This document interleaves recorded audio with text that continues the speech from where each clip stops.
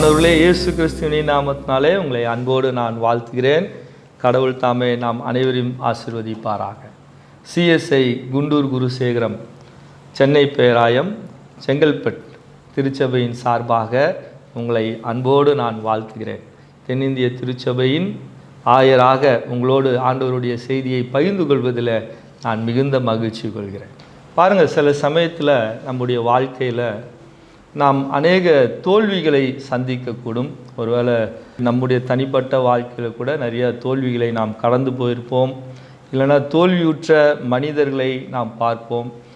ஒரு நாள் நான் ஒரு சகோதரரை சந்தித்த போது மிகவும் சோர்வடைந்தவராக, எல்லாவற்றிலும் பின்வாங்கினவராக அவர் காணப்பட்டார். நான் கேட்டேன், என்ன ஆச்சு, உங்களுக்கு நல்லா இருப்பீங்களே, ஏன் இப்படி ரொம்ப சோர்ந்து போயிருக்கீங்க, வாழ்க்கையில் ஒரு நம்பிக்கையே இல்லாதபடி நீங்கள் பேசிகிட்டு இருக்கீங்க என்று நான் அவரை கேட்டபோது அவர் சொன்னார், ஐயா, நான் தொடர்ந்து பல தோல்விகளை நான் சந்தித்திருக்கிறேன். ஒருவரையும் நான் முயற்சி பண்ணும்போது நான் தோற்று போயிடுறேன். ஆனால் அந்த ஏன் கடவுள் என்னை கைவிடுறாரு? நான் கடவுளிடத்தில் நான் உண்மையாக இருந்தேன், நான் சர்ச்சுக்கு போவேன், எல்லா ஆராதனையிலும் நான் பங்கு பெறுவேன். ஆனால் எனக்கு கடவுள் வெற்றியை தரமாட்டுறாரு. அதனால் நான் இப்போது கோயிலுக்கு போகிறதில்ல, எந்த விதமான ஆன்மீகத்திலையும் என்னுடைய கவனம் இல்லை என்று அவர் சொன்னதை நான் கேட்டேன். பாருங்கள், இந்த மாதிரி நிறைய பேர் நாம் பார்த்துருப்போம். நல்ல விசுவாசத்தில் இருப்பாங்க. நம்ம கூட சில சமயத்தில் ரொம்ப விசுவாசத்தில் இருப்போம், ஜெபிப்போம். ஆனால் தோல்விகளை சந்திக்கும்போது, ஏமாற்றங்களை நம் வாழ்வில் சந்திக்கும்போது நாம் சோர்ந்து போகின்றோம். பாருங்கள், அதே போல் திருமறையில் ஒரு அற்புதமான ஒரு மனிதரை குறித்து நான் உங்களோடு பேச போகிறேன். அவரும் தன் வாழ்வில் தோல்வியை சந்தித்தார். அந்த தோல்வியிலிருந்து அவர் எப்படி மேலே வந்தார், அவருக்கு யார் உதவி செய்தது என்பதை உங்களோடு நான் பகிர்ந்து கொள்ளப் போகிறேன். இந்த தொலைக்காட்சியை பார்த்து கொண்டிருக்கிற அன்பு நேயர்களே, நீங்கள் கூட ஒருவேளை தோல்வியின் அனுபவத்திற்குள்ளாய் கடந்து சென்றிருக்கலாம். ஆனால் நம்மை தாயின் கருவிலே தேர்ந்து கொள்கிற கடவுள் ஒருபோதும் நம்மை கைவிட மாட்டார். ஹல்லேலூயா.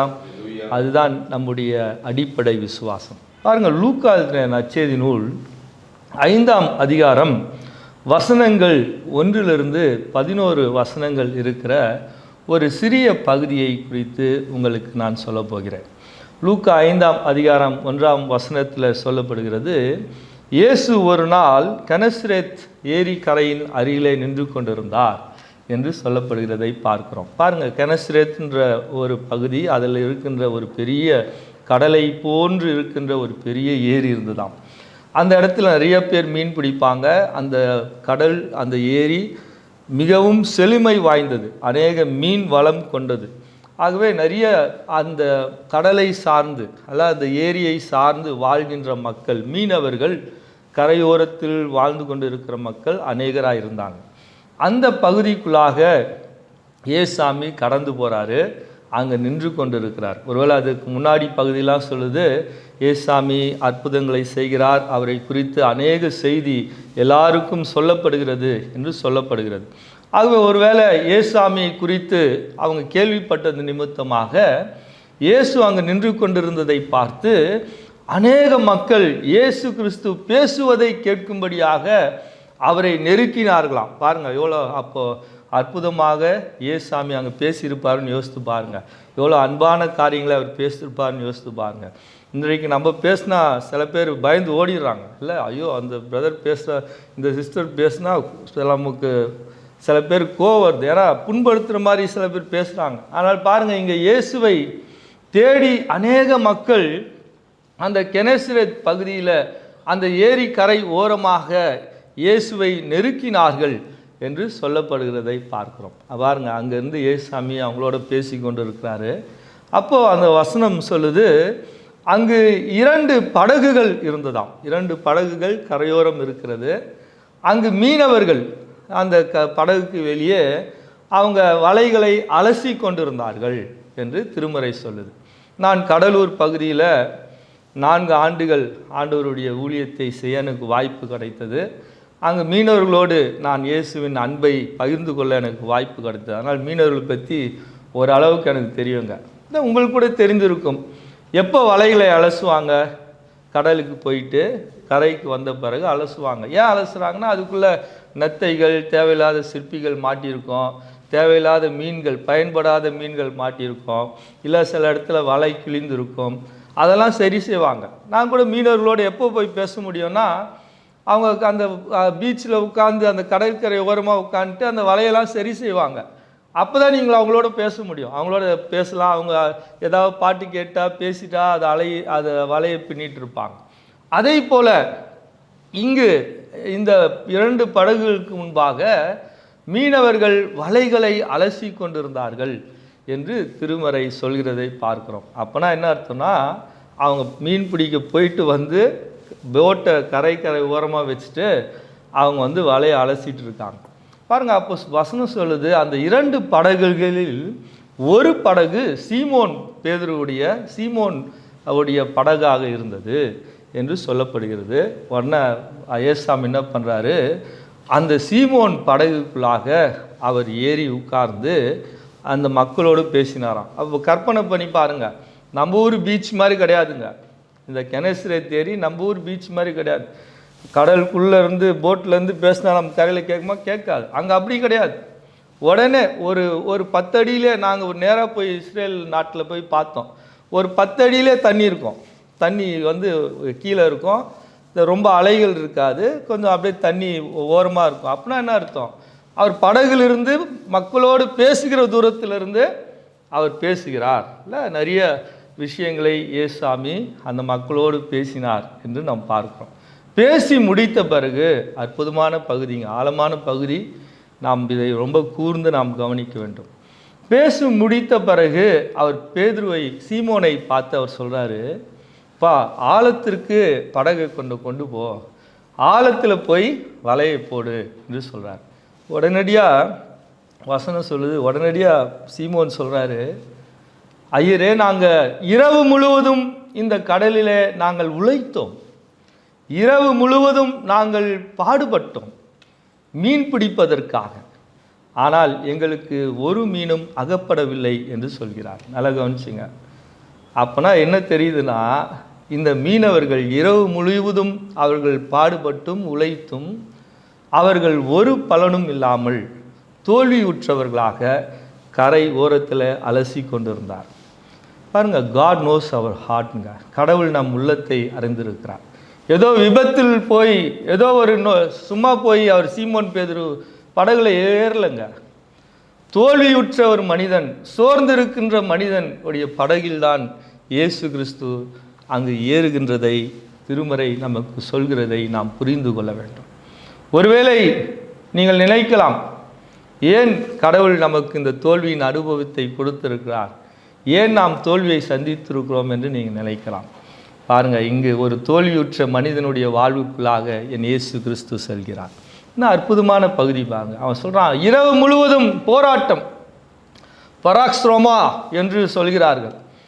எது எடுத்தாலும் வரி, எல்லாவற்றும் வரி. இப்போ எப்படி நம்ம ஜிஎஸ்டி கட்டுறோம்ல, சாதாரண ஹோட்டலில் போய் நம்ம ஒரு 2 இட்லி சாப்பிட்டாலும் கூட அதற்கான ஜிஎஸ்டியை நமக்கு தெரியாமலே நம்ம இடத்துலேருந்து வரியை வாங்குகிறார்கள். அதே போல் இயேசு வாழ்ந்த காலத்தில் அந்த பகுதியில் எல்லாவற்றுக்கும் வரி. நீங்கள் கடலுக்கு போனால் நீங்கள் திரும்பி வந்தீங்கன்னா நீங்கள் வரி கட்ட வேண்டும்.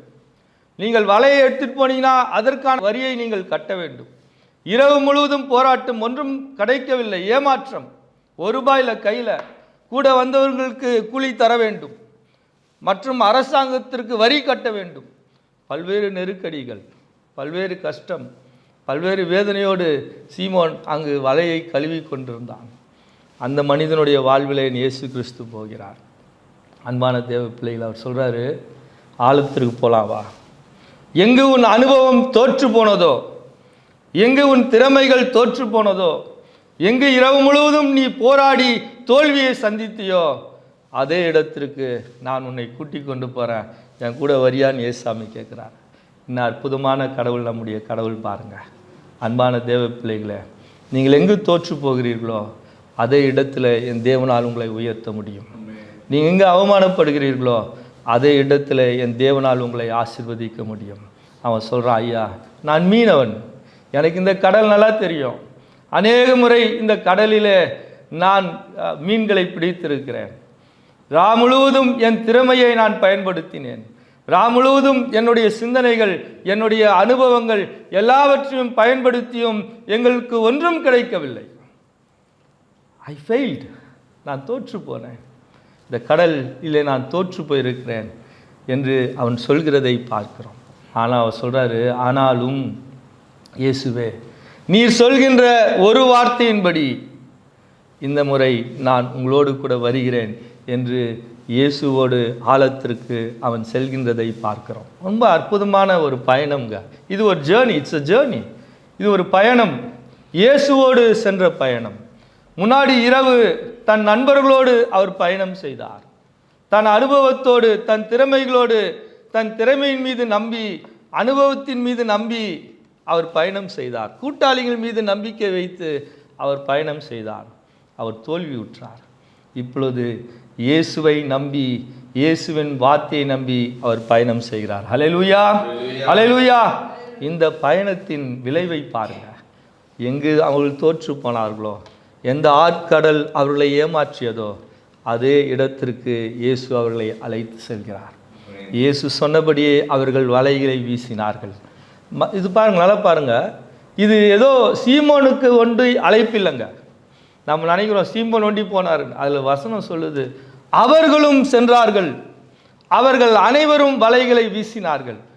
அப்படின்னா பாருங்க, ஒரு குரூப்பு, ஒரு கூட்ட மக்கள், தோல்வியுற்ற ஒரு கூட்ட மக்கள், சோர்ந்து போன ஒரு கூட்ட மக்கள், தங்களுடைய உழைப்புகள் எல்லாம் வீணாய் போயிற்றே என்று நினைத்து கொண்டிருந்த ஒரு கூட்ட மக்கள் அங்கு இயேசுவோடு பயணம் செய்கிறார்கள். அங்கு சீமோனோடு அவருடைய நண்பர்கள், உறவினர்களும் சென்று வலைகளை போடுகிறார்கள். என்ன நடந்தது பாருங்க. திருமறை சொல்கிறது, எந்த இடம் அந்த அவர்களுக்கு ஏமாற்றத்தை தந்ததோ, எந்த இடம் அவர்களுக்கு வெறுமையாக இருந்ததோ, அதே இடத்துல வலை கிழியும் அளவுக்கு அவர்கள் மீன்களை பிடித்தார்கள். ஹல்லேலூயா, ஹல்லேலூயா. அன்பான தேவ பிள்ளைகளே, ஒருவேளை இன்றைக்கு நீங்கள் தோல்வியை சந்தித்திருக்கலாம். இந்த உலகத்தில் தோல்வியை சந்திக்காத மனிதன் யாரும் கிடையாதுங்க. எல்லாமே நாம் தோல்வியின் அனுபவங்களை நாம் கடந்து செல்லலாம். ஆனால் திருமறை சொல்கிற நம்பிக்கை என்ன? இயேசு கொடுக்கிற நம்பிக்கை என்ன? மகனே, நான் உன்னோடு கூட இருக்கிறேன். நான் ஒருபோதும் உன்னை கைவிட மாட்டேன். உன் தோல்வியில் வெற்றியை தருகிற தேவன் நான் என்பதை அவர் உறுதி செய்கிறார். சீமோனை அழைத்து செல்கிறார். சீமோனோடு இருந்தவர்களை அழைத்து செல்கிறார். எந்த இடம் தோல்வியுற்றதோ அந்த இடத்துல அவர் வெற்றியை கொடுத்தார். வலை கிழியும் அளவுக்கு, அற்புதமான வசனங்க, வலை கிழியும் அளவுக்கு மீன்களால் ரொப்பினார். எந்த இடம் வெறுமையாக இருந்ததோ அந்த இடத்துல என் தேவன் அவர்களை ஆசீர்வதித்தார். எந்த இடம் அவர்கள் வாழ்வில் சாபமாக இருந்ததோ, எந்த இடம் அவர்கள் வாழ்வில் இருள் போல் இருந்ததோ, எந்த இடம் அவர்களுக்கு தோல்வியை கொடுத்ததோ, பயத்தை கொடுத்ததோ, ஏமாற்றத்தை கொடுத்ததோ, அதே இடத்துல என் தேவன் அபரிதமாய் அவர்களை ஆசீர்வதித்தார் என்று திருமறை சொல்கிறதை நாம் பார்க்கிறோம். இங்கே ஆச்சரியங்க. யோசித்து பாருங்க, அந்த இடத்துல அவர்களுக்கு நடந்த நிகழ்வு எப்படி இருந்திருக்கும்? புல் அரித்திருக்கும். இல்லை, அவங்க வியந்து போகிறாங்க. சீமோன் ஆண்டவரின் காலில், ஆண்டவரே, நான் இதற்கு தகுதி இல்லை, என்னை விட்டு போயிடுங்க, நான் இதற்கு தகுதி இல்லை என்று சொல்கின்றான். ஏசாமி சொல்கிறாரு, சீமோன் பயப்படாத. பாருங்கள், திருமறையில் 365 முறை பயப்படாதீங்க, அஞ்சாதீங்க, பயப்படாதீங்க என்று சொல்கிறதை பார்க்கிறோம். பாருங்கள், வருஷம் ஃபுல்லாக ஒவ்வொரு நாளும் நமக்கு பாருங்க 365 நாள் நமக்கு இருக்குது. ஒவ்வொரு நாளும் காலையில் ஆண்டவர் நமக்கு சொல்கிறாருன்னு ஞாபகம் வச்சுங்க, பயப்படாதீங்க. எதை குறித்தும் நாம் பயப்பட வேண்டிய அவசியம் இல்லைங்க. வாழ்வழிக்கிற தேவன் நம்மோடு இருக்கும்போது, வெறுமையான இடத்தை செழுமையாய் என் தேவன் மாற்றும்போது, ஏமாற்றத்தின் பகுதியில் வெற்றியை தரும்போது, எது சாபம் என்று நினைக்கிறோமோ அதே என் தேவனால் ஆசீர்வாதமாய் மாற்ற முடியும் என்று சொல்லும்போது நாம் ஏன் சோர்ந்து போக வேண்டும்? நாம் ஏன் பயந்து போக வேண்டும்? ஏன் தோல்விகளை கண்டு நாம் துவண்டு போக வேண்டும்? இந்த உலகம் நம்மை பல நெருக்கடிகளை சொல்லலாங்க. இவன் தோற்று போனவன், இவன் ஒன்றத்துக்கும் பயனில்லை, இவன் பாருங்க கடவுள் இவனை கைவிட்டார், இவங்க பாருங்க இவங்க வீட்டில் சாபம், இவங்க வீட்டில் பாருங்க எப்போதும் கண்ணீர் என்றெல்லாம் இந்த உலகத்தார் நம்மை பற்றி சொல்லலாம். பாருங்க, அங்கே ஏசாமி பேதுருவின் உள்ளத்தை பார்த்தார். ஏமாந்து போய் கரையிலே நின்று கொண்டிருந்த, என்ன செய்வது என்று தெரியாமல் கரையில் நின்று கொண்டிருந்த, பொருளாதார பிரச்சனையை சந்தித்து கொண்டிருந்த ஒரு மனிதனை தான் இயேசு கிறிஸ்துவின் சீடனாய் அவர் முதலில் தேர்ந்தெடுத்தார் என்று திருமறை சொல்கிறது. அன்பான தேவ பிள்ளைகளே, பேதுரு தான் முதல் பேராயர் என்று சொல்கிறாங்க. இல்லை, பேதுரு தான் இயேசுவுக்கு அப்புறம் இயேசுவை போல அநேக அற்புதங்களை செய்தவர் என்று சொல்கிறாங்க. யாருங்க அவர்? தோல்வியின் அனுபவத்திலிருந்து என் இயேசு தேர்ந்தெடுத்து கொள்ளப்பட்ட ஒரு மனிதன் என்பதை ஒருபோதும் மறந்துடாதீங்க.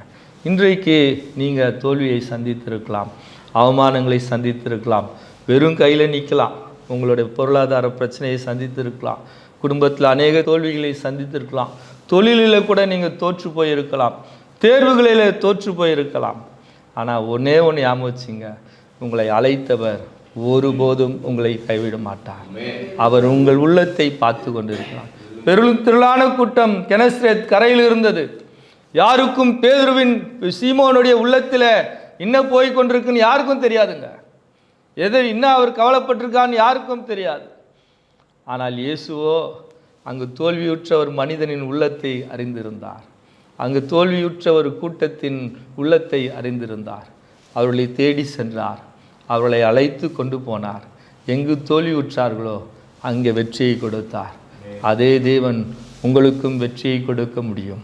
அதே இயேசு உங்கள் வாழ்வில் ஆசீர்வாதங்களை கொண்டு வர முடியும். செய்ய வேண்டியதெல்லாம் ஒரே விஷயந்தாங்க, ஜஸ்ட் பிலீவ். இயேசுவை நம்புங்கள், அவர் ஒருபோதும் உங்களை கைவிட மாட்டார். தோல்வி வரும்போது பதட்டமாகாதீங்க, கஷ்டம் வரும்போது பதட்டமாகாதீங்க, ஐயோ கடவுள் கைவிட்டார் நினைக்காதீங்க. அவர் ஒருபோதும் உங்களை கைவிட மாட்டார். பாருங்கள், விடுதலை பயணம் யாத்ராகமத்தில் கடவுள் சொல்கிறாரு, மோசே இடத்துல சொல்கிறார், மோசே நான் சொல்கின்ற எகிப்து நாட்டிற்கு சென்று எகிப்து நாட்டில் அந்த மன்னனிடத்தில் நீ போய் என் மக்களுக்காய் பரிந்து பேச வேண்டும் என்று சொல்கிறார். என்னங்க பரிந்து பேச வேண்டும்? அவர் சொல்கிறாரு, என் மக்களின் கண்ணீரை நான் பார்த்தேன், என் மக்களின் கூக்குரலை நான் கேட்கின்றேன். யாருங்க பார்க்க முடியும்? ஒரு 100 அடிக்கு பார்க்க முடியுமா? 200 அடிக்கு பார்க்க முடியுமா?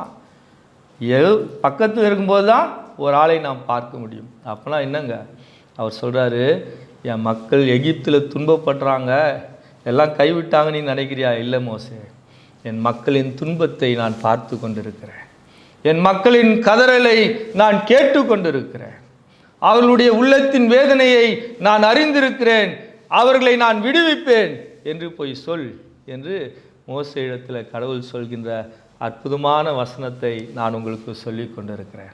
அன்பானவர்களே, ஒருபோதும் சோர்ந்து போயிடாதீங்க. Never never never lose your hope. உங்களுடைய நம்பிக்கையை ஒருபோதும் இழந்து போயிடாதீங்க. யார் வேணால் என்ன வேணால் பேசிட்டு போட்டோங்க, உங்களை அழைத்தவர் உண்மையுள்ளவர். அவர் உங்களை உயர்த்த முடியும், அவர் உங்களை ஆசீர்வதிக்க முடியும்.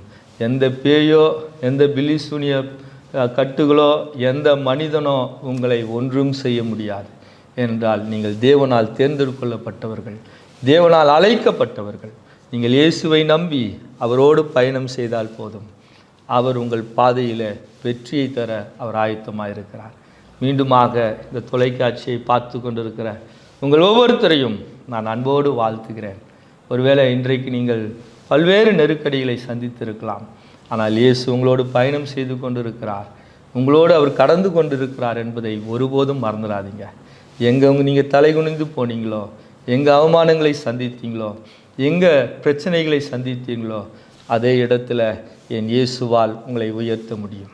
அன்று சீமோனுடைய வாழ்வில், சீமோனுடைய நண்பர்களுடைய வாழ்வில் அற்புதத்தை செய்த தேவன் உங்கள் வாழ்விலும் அற்புதத்தை செய்ய அவர் ஆயத்தமாயிருக்கிறார். கண்களை மூடி ஆண்டவரிடத்தில் ஒப்பு கொடுக்கலாமா? ஜெபம் செய்வோம். அன்பின் கடவுளே, இதோ இந்த தொலைக்காட்சியின் மூலமாக உமது செய்தியை கேட்டுக்கொண்டிருக்கிற ஒவ்வொருத்தருக்காய் நான் ஜெபிக்கிறேன். அப்பா, எங்கள் வாழ்வில் அநேக துயரங்களை நாங்கள் கடந்து செல்கிறோம், தோல்விகளை நாங்கள் கடந்து செல்கிறோம். சில சமயத்தில் நாங்கள் சோர்ந்து போய்ட்றோம்ப்பா, கடவுள் எங்களை கைவிட்டாரே என்று நினைக்கிறோம். ஆனால் இன்றைய தினத்தில் சீமோனுடைய வாழ்வில் நீ செய்த அற்புதத்திற்காய் நாங்கள் நன்றி செலுத்துகிறோம்ப்பா.